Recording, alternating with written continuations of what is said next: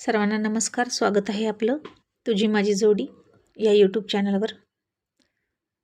व्हिडिओला लाईक करा, चॅनलला सबस्क्राईब करा आणि बेल आयकॉनवर प्रेस करा, जेणेकरून सगळ्या नोटिफिकेशन्स तुमच्यापर्यंत वेळेत पोहोचतील. गोंधन भाग 53. मग आता चंद्रभान काही दिवस सरस्वतीकडे झोपला. अजून पाय बरा नाही असा बहाणा करून तो जनाला टाळायचा आणि आजही रात्री तो सरस्वतीजवळ आला. पण आता मुलं मोठी झाली होती, जागा कमी पडत होती आणि सरस्वती त्याला म्हणाली, अहो, मुलगी द्यायला घ्यायला आली तुमची आता. इवाय जावई येतील आणि हे काय भलतंच, सारखं सारखं नको की. मुलांना आवाज गेला तर बरं नाही वाटणार, त्यांना कळतं आता.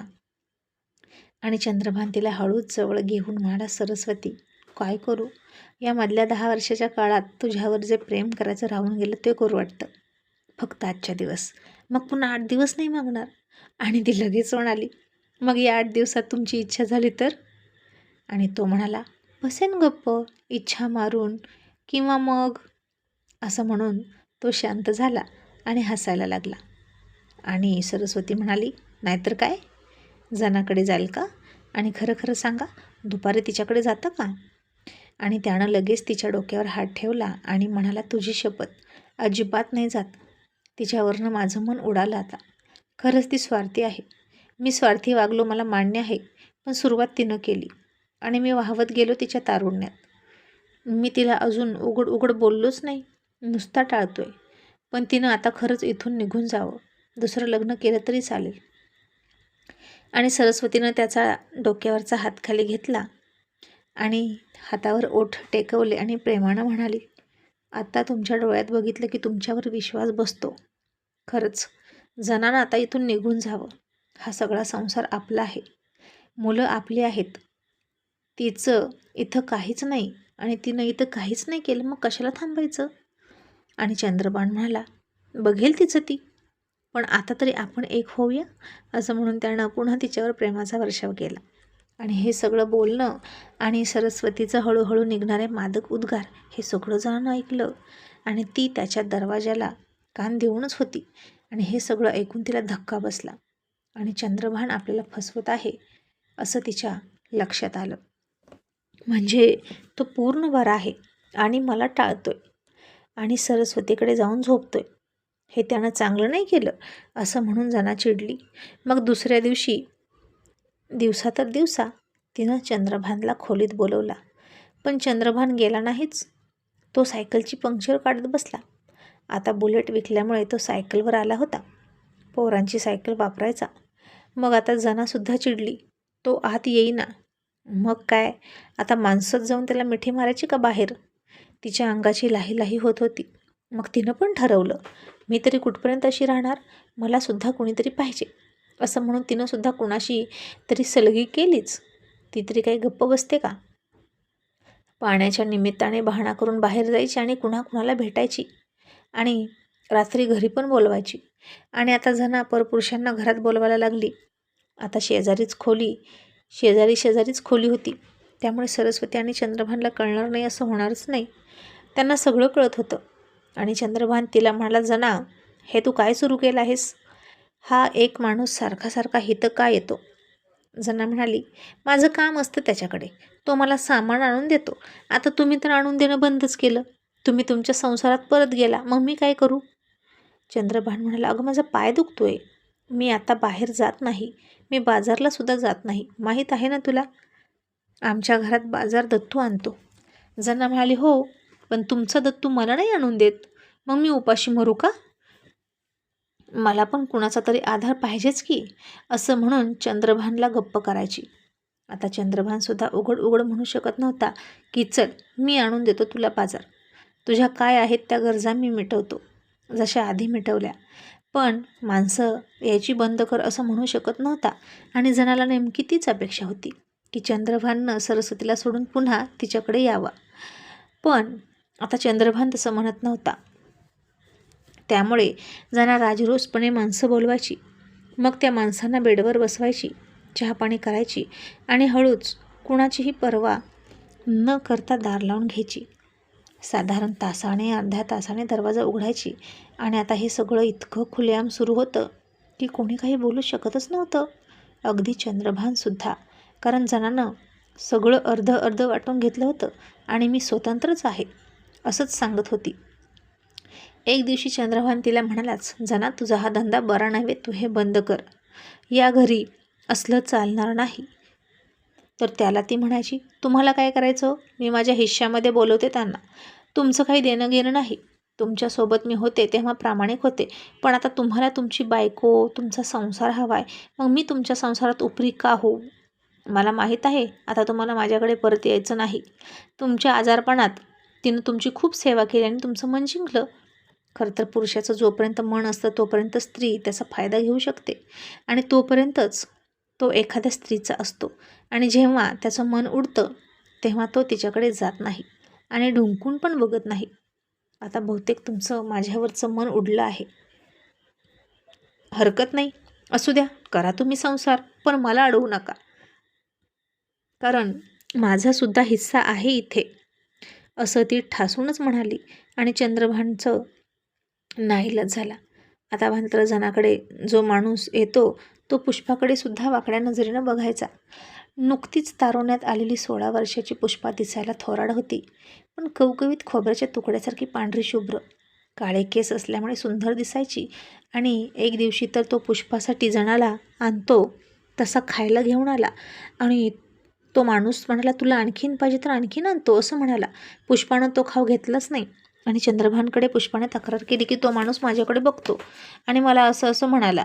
चंद्रभानने त्याला खूप मारला आणि त्याला घरी यायचं बंद केलं आणि जनाला सुद्धा ताकीद दिली, यापुढे जर कोणी इथं दिसलं तर दोघांचं तंगडं तोडून ठेवीन. आणि आता अशा प्रकारे जना आणि चंद्रभान यांच्यातच भांडणं लागायला सुरुवात झाली. आता चंद्रभानची तिला अडचण व्हायला लागली. ती बाहेर सोकावली. तिनं चंद्रभानचा काटाच काढायचं ठरवलं आणि ती म्हणाली, मी सरस्वतीला सुखी राहू देणार नाही.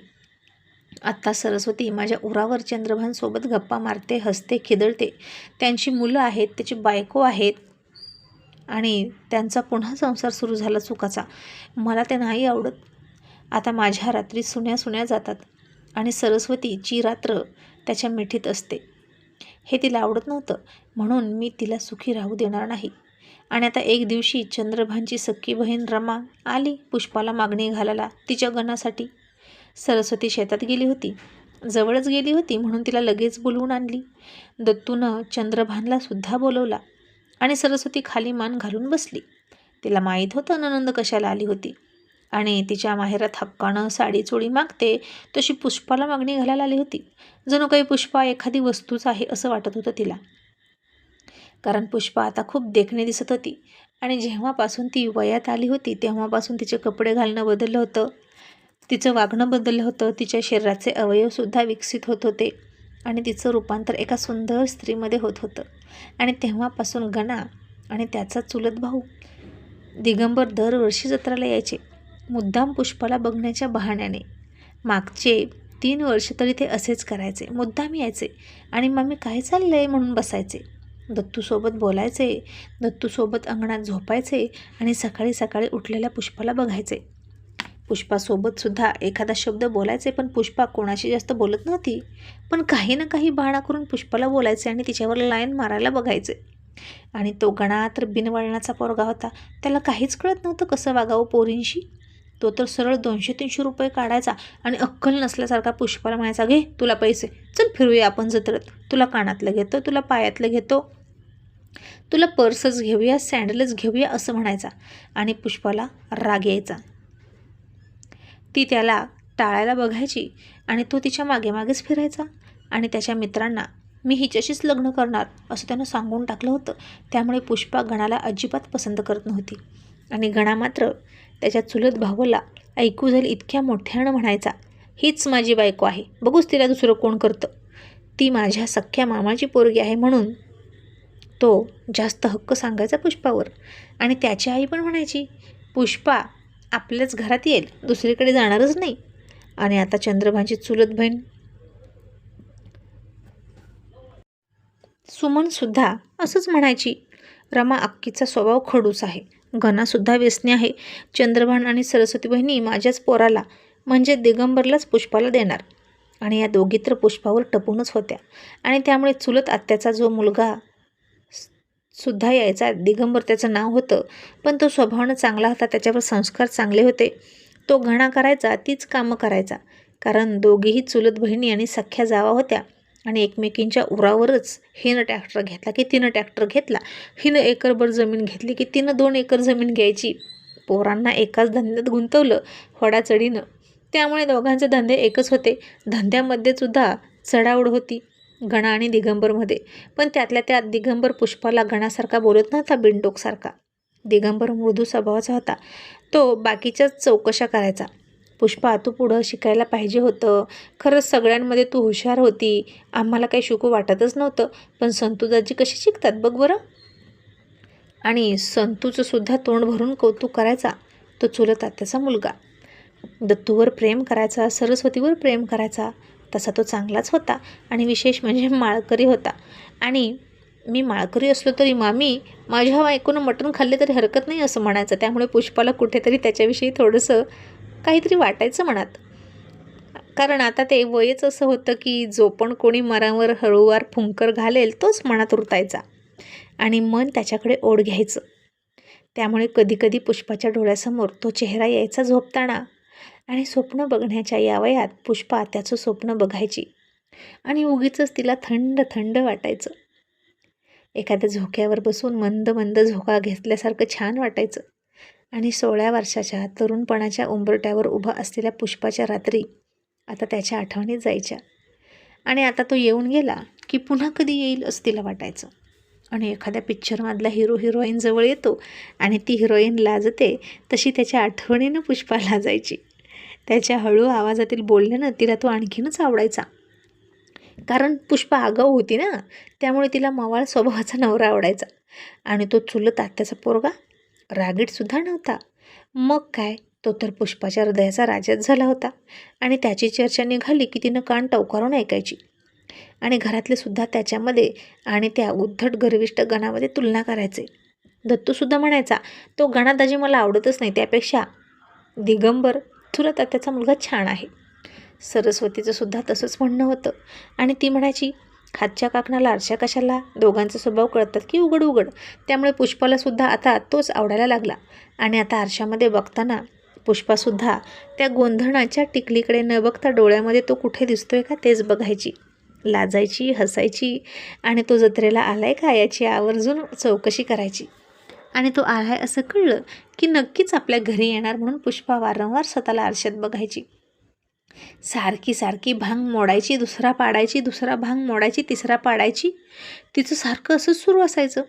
आणि तो घरी आला की त्यानं मला शोधावं म्हणून ती मुद्दाम लवकर त्याच्या नजरेसमोर येतच नव्हती. आणि अशा प्रकारे पुष्पाच्या मनात त्याच्याविषयी कोवळं प्रेम फुलत होतं. कारण तिलाही वाटायचं की आपण तरी जाऊन जाऊन जाणार कुठे, आत्याच्याच घरी जाणार. पण सख्य नाही, चुलत आत्याच्या घरी. कारण खेडेगावात प्रथा अशीच होती, भावाची पोरगी बहिणीच्याच घरी द्यायची. आणि ते अगदी लहानपणापासून ठरलेलं असायचं. आणि आत्याचा पोरगा मामाच्या पोरीला बायकोच म्हणायचा. पण आता तिच्या आधी ही सख्खी बहीणच आली घणासाठी पुष्पाला मागणं घालायला. आणि एकटी नाही आली, आणि एकटीच आली होती. आणि चंद्रभानसुद्धा गप्प होता. आणि ती म्हणाली, चंदू दादा, माझ्या गणाला पुष्पा पसंत आहे, देतोस की नाही बोल. पोरगं वेड्यावानी करायला लागले पुष्पाला बघून, असं हक्कानं म्हणाली. आणि लगेच तिकडून म्हातारी म्हणाली, चंद्रभान, अरे कसला विचार करतो हो, म्हण तुझी पुष्पी गणाला दे. तिकडे दिली तर बहीण भावात गोडी राहील, नाही दिली तर उभ्या आयुष्याचं वाकडं येईल. तुझी बहीण तुझं तोंड बघायची नाही आयुष्यभर.